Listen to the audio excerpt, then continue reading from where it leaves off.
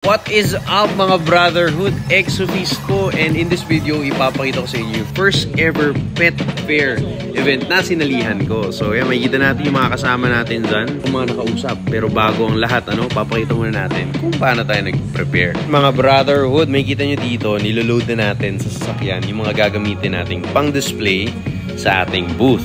So hindi tayo masyado nagdala ng marami kasi hindi ko rin alam, baka sobrang dami kong dala. Kaya pakita lang natin yung ating mga boxes. Onti lang sira para hindi hassle pag-uwi. Ito naman guys, galing kasi ako ng Silang so wala pa namang traffic dito kasi yung traffic magsisimula sa Robinsons Pala-Pala. Yeah! Pero no worries, nakarating naman tayo ng The District Imus. Safe and sound, and ina-unload na natin yung mga kagamitan dito sa ating sasakyan.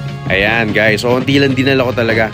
Pero dito, namumblema kung paano ko sila ipapasok sa loob. Nag-scout muna tayo sa loob.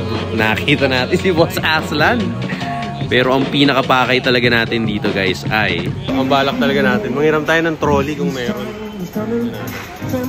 Trolley talaga para hindi hassle. Eh nga pala si Boss Danny, pati si Boss Arky nakatalikod.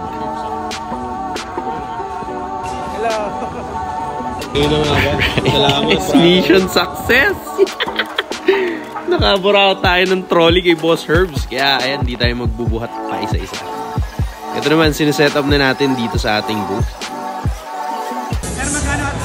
And pagkatapos natin mag-set up, nagtatanong agad ng treso si Tropa. Parang gusto nang unahan yung ating mga customer. Right after ko talaga maglapag ng mga gamit, lumapit sa akin ito si ate.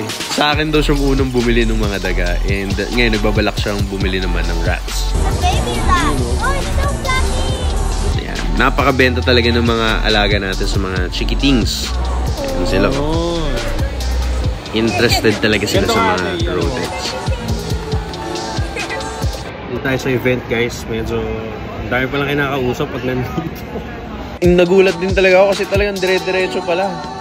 May manok pa ba? Saan galing to?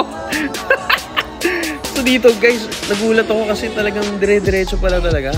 Ito, alos 45 minutes ako non-stop kausap ng mga customers, mga gustong bumili, nagtatanong. And grabe, wala talagang pahinga para mag-CR, para bumili ng pagkain. Buti na lang, niresbakan tayo ni Tropa Pips. Ayan, mga Israelites galing Israel. Buti na lang, meron tayong Starbucks. Sir, magkano yung daga po yun, sir? Ay, different na po kasi yan. May from Europe po. From Europe ba? Different continent po yan.